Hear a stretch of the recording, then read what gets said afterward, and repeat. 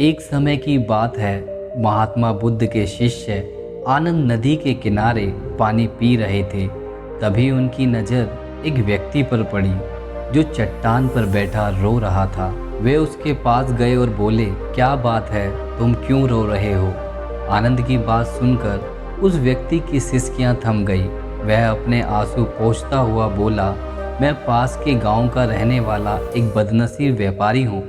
मैं जो भी काम करता हूँ वह बिगड़ जाता है। व्यापार के चक्कर में मैंने अपनी पत्नी के गहने गंवा दिए, मैंने अपने परिवार को धोखा दिया, यहाँ तक कि मेरा घर भी गिरवी पड़ा है। मुझे तो लगता है कि मैं किसी काम का नहीं हूँ, मेरी किस्मत खराब है।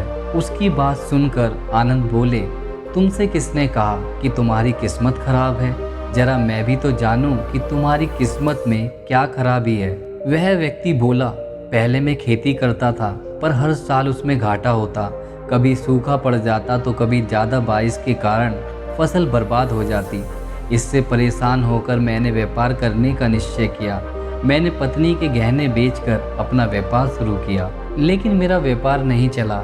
शुरू में परिवार वालों ने मेरा साथ दिया, लेकिन जैसे जैसे मुझे नुकसान होने लगा, मेरे परिवार वाले भी मुझसे दूर हो गए। मैं यह सब उनके लिए ही कर रहा था, लेकिन अब वे लोग मुझे देखकर नज़रें फेर लेते हैं और मुझे ही मेरे परिवार की दुर्दशा का जिम्मेदार ठहराते हैं। उस व्यक्ति ने एक लंबी सी सांस ली और फिर बोला, मेरा एक मित्र है, उसने भी मेरे साथ एक व्यापार शुरू किया था। उसका व्यापार अच्छा चल रहा है। वह अब जब भी मेरे घर आता है तो अपनी सफलता की कहानियाँ सुनाता है। उसकी बातें सुनकर मेरे घर वाले कहते हैं कि उसे देख और उससे कुछ सीख। हमें तो लगता है कि तेरे बस का कुछ नहीं है। उन लोगों की बात सुनकर अब तो मुझे भी लगने लगा है कि शायद मेरे बस का कुछ भी नहीं है। अब तो मुझे अपना जीवन ही व्यर्थ लगता है। मेरे मन में ख्याल आता है कि अपना जीवन समाप्त कर लूं। मैं यहाँ आया भी इसी इरादे से था, लेकिन हिम्मत नहीं कर पाया, इसलिए यहाँ एकांत में बैठा विलाप कर रहा था। आनंद बोले, अच्छा तो यह बात है। वैसे क्या तुम इसके अलावा कुछ और भी कहना चाहते हो? उनकी बातें सुनकर वह व्यक्ति बोला, एक ओर मेरा हर एक काम खराब हो जाता है, दूसरी ओर मेरा मित्र है जो हर समय मुझे नीचा दिखाने का प्रयत्न करता रहता है। मुझे यह समझ में नहीं आता कि मैं क्या करूं। आनंद बोले, क्या तुम अपने मित्र की बातें सुनकर दुखी हो जाते हो? हाँ, मैं उसकी बातें सुनकर स्वयं दुखी हो जाता हूँ, उस व्यक्ति ने जवाब दिया। आनंद ने पूछा, तुम्हें किस बात का दुख होता है? अपने असफल होने का या फिर अपने मित्र के सफल होने का? अर्थात यदि तुम्हारा मित्र असफल हो जाए तो तुम्हें खुशी होगी? आनंद ने प्रश्न किया। वह व्यक्ति बोला, हाँ, मुझे बहुत खुशी होगी। इसका मतलब है कि तुम्हारी खुशी तुम्हारे मित्र पर निर्भर करती है। आनंद बोले, अगर वह चाहे तो तुम्हें खुश कर सकता है और अगर वह चाहे तो तुम्हें दुखी कर सकता है। तुम स्वयं ना तो खुश हो सकते हो और न ही दुखी हो सकते हो, अर्थात तुम अपने मित्र के गुलाम हो गए हो, इसलिए तुम्हारा कुछ नहीं हो सकता। ऐसा ना कहें महात्मन, उस व्यक्ति ने हाथ जोड़े। आपकी बातें सुनकर मुझे कुछ आशा बंध रही है। आनंद बोले, जब हम किसी से उम्मीद बांध लेते हैं तो उस पर निर्भर हो जाते हैं। ऐसे में हमारी खुशी और दुख भी उस पर निर्भर करने लगता है। इससे बेहतर है कि तुम अपने आप से आशा बांधो। जब तुम ऐसा करोगे, साथ ही पूरे जतन से काम करोगे, तो तुम्हें सफलता अवश्य प्राप्त होगी। कहते हुए आनंद ने एक पल के लिए उस व्यक्ति की ओर देखा, फिर अपनी बात आगे बढ़ाई। तुम्हें लगता है कि तुम्हारा मित्र तुम्हें दुखी करने आता है, पर अगर विचार करो तो वह बातें तो सच्ची ही कहता है। वह अपने संघर्ष और अनुभव की बातें तुम्हें बताता है। तुम उन बातों से बहुत कुछ सीख सकते हो। तुम्हें इसके लिए उसका धन्यवाद करना चाहिए कि तुम्हें घर बैठे कुछ अनुभव मिल रहे हैं। तुम उन अनुभवों का लाभ उठाओ, नई शुरुआत करो, कर्म करते जाओ, हार मत मानो। एक दिन तुम्हें सफलता अवश्य मिलेगी। आज तुम जिसे अपना बुरा वक्त या बुरी किस्मत कह रहे हो, एक दिन यह बदल जाएगी। इसके साथ ही तुम्हारे विचार भी बदल जाएंगे। और देखना, जब तुम्हारा अच्छा वक्त शुरू होगा तब तुम्हारा मित्र भी तुम्हें अपनी सफलताओं की कहानियाँ नहीं सुनाएगा। तब वह अपनी असफलताओं की बातें बताएगा ताकि तुम उसकी बातें सुनकर भ्रमित हो जाओ, तुम्हारा आत्मविश्वास हिल जाए और तुम गलत निर्णय ले सको। लेकिन उस समय भी तुम्हें अपनी बुद्धि का प्रयोग करना होगा तुम्हारा मित्र जैसे आज तुम्हें दुखी करने आता है, उसी तरह उस समय भी वह तुम्हें दुखी करने आएगा, क्योंकि जिस तरह उसे दुखी देखकर तुम्हें मज़ा आता है, उसी तरह उसे भी तुम्हें दुखी देखने में उतना ही मज़ा आता है। वह व्यक्ति बोला, आपने सही कहा, लेकिन मेरा सबसे बड़ा दुख यह है कि मेरे परिवार के लोग भी इसमें शामिल हैं। वास्तव में मैं तो अपने परिवार के लिए अच्छा करना चाहता था, लेकिन वह लोग भी मेरी बात नहीं समझते। वे भी मुझे गलत कहते हैं और अब तो वे मेरे साथ भी नहीं हैं। आनंद बोले, मैं सब समझ गया, तुम सांत्वना ही चाहते हो।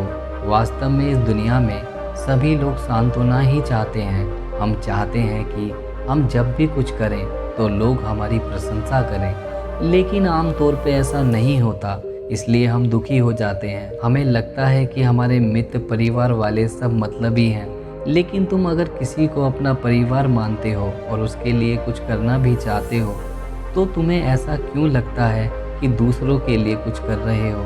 वास्तव में तुम अपनी खुशी के लिए कर रहे हो। इसलिए परिवार के लिए कुछ करना वास्तव में अपने लिए ही करना होता है। लेकिन अगर ऐसा करते समय तुम्हें लगता है कि तुम दूसरों के लिए कुछ कर रहे हो, तो तुम दुखी रहोगे, और अगर तुम्हें लगता है कि तुम अपने लिए कुछ कर रहे हो तो तुम सुखी रहोगे, क्योंकि जब तुम अपने लिए कुछ अच्छा करते हो या अच्छा करना चाहते हो, तब तुम्हें सांत्वना की जरूरत नहीं पड़ती। आनंद की बातें सुनकर उस व्यक्ति के चेहरे के भाव बदल गए। वह व्यक्ति बोला, आप सही कह रहे हैं, मैं समझ गया हूँ। अब तक मेरी किस्मत खराब इसलिए थी क्योंकि वह दूसरों के हाथ में थी। अब मैं अपनी किस्मत को अपने हाथ में रखूँगा। मैं फिर से प्रयत्न करूँगा, पूरे मन से काम करूँगा, और जब तक सफलता नहीं मिल जाती चैन से नहीं बैठूंगा। उस व्यक्ति की बातें सुनकर आनंद मुस्कुराए और उसे एक छोटी सी डिबिया देते हुए बोले, इस डिबिया को हमेशा अपने पास रखना। इसमें एक ऐसा राज है जो तुम्हें बड़े से बड़े दुख से भी बाहर निकाल लेगा, लेकिन इसे तभी खोलना जब तुम्हारे जीवन में कोई रास्ता नहीं सुझाई दे और तुम्हें लगे कि सब व्यर्थ है, यह दुनिया व्यर्थ है और यहाँ रहना भी व्यर्थ है, तो इस डिबिया को खोल के देख लेना। उस व्यक्ति ने आनंद को धन्यवाद दिया और डिबिया को लेकर चला गया। उसने नई उत्सुकता के साथ फिर से अपना व्यापार आरंभ किया। उसका व्यापार चल पड़ा। अपनी मेहनत और लगन के बल पर वह एक बड़ा व्यापारी बन गया। परिवार वाले भी उसके साथ आ गए और उसका जीवन हंसी खुशी बीतने लगा। अब वह भूतकाल का रोना छोड़ चुका था। वह भविष्यकाल की चिंता नहीं करता था, बस अपने वर्तमान को संवारने में लगा रहता, और जो कुछ भी वह करता वह अपने और अपने परिवार के लिए करता, इसलिए वह खुश था। उसके जीवन में अब कोई दुख नहीं था। लेकिन वक्त हमेशा एक जैसा नहीं रहता, वह बदलता रहता है। उसके जीवन में भी बदलाव आया। एक दिन उसके राज्य पर पड़ोसी राज्य ने चढ़ाई कर दी। उसने इस राज्य पर अपना कब्जा कर लिया। उसके सैनिकों ने चारों ओर लूटमार मचा दी। उन्होंने व्यापारी का सारा धन लूट लिया। उसके घर में आग लगा दी। जान बचाने के लिए उसे अपने परिवार के साथ वहां से भागना पड़ा। वह व्यक्ति अपने परिवार के साथ कई दिनों तक इधर उधर भटकता रहा। वह दाने दाने को मोहताज हो गया। उसका बच्चा बीमार हो गया। इलाज के अभाव में वह तड़पने लगा। यह देखकर उसका हृदय चित्कार कर उठा। वह कैसे अपने बच्चे का इलाज कराए। उसके पास तो खाने के लिए भी पैसे नहीं थे।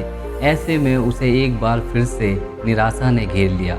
उसे लगने लगा कि उसका जीवन व्यर्थ है, सारी दुनिया व्यर्थ है, किसी भी बात का कोई मतलब नहीं है। भले ही आप जीवन में कितना भी कुछ कर लो, कितनी भी सफलता हासिल कर लो, पर अंत यह जीवन समाप्ति होता है, तो फिर ऐसे जीवन जीने से क्या फ़ायदा। इससे अच्छा तो वह अपना जीवन समाप्त कर ले। लेकिन तभी उसके दिमाग में आनंद की दी हुई डिबिया कौंध उठी। उसने उत्सुकता के साथ उसे खोला। डिबिया के भीतर एक पर्ची रखी हुई थी। पर्ची पर कुछ लिखा हुआ था। उसे पढ़कर उसकी आंखों के आगे छाया निराशा का अंधेरा हट गया और वह मुस्कुरा पड़ा। पर्ची पर लिखा हुआ था, यह समय भी बीत जाएगा। उसने डिबिया को अपनी मुट्ठी में भींच लिया और एक नई शुरुआत के लिए उठ खड़ा हुआ, और उसने फिर से वो सब पा लिया जो उसने अपनी मेहनत और सफलता से पहले हासिल किया था। दोस्तों, अगर आप भी ऐसी परिस्थिति से गुजर रहे हैं तो निराश नहीं हो। अपने अतीत पर शोक मत करें, नहीं भविष्य की चिंता करें। अपने वर्तमान को जिए और उसे बेहतर बनाने के लिए सच्चे मन से प्रयत्न करें। यकीन मानिए, जल्द ही आपकी किस्मत भी बदल जाएगी। बुरा समय कितना भी कठिन क्यों न हो, एक दिन बदल ही जाता है। बस जरूरत है तो थोड़ा संयम की। तो ये कहानी यहीं समाप्त होती है। यदि आपने इस प्रेरणादायक कहानी से कुछ भी अच्छा सीखा तो हमारे चैनल को लाइक और सब्सक्राइब कर दीजिए, ताकि हम आपके लिए इसी तरह की और प्रेरणादायक कहानियाँ लाते रहें। धन्यवाद।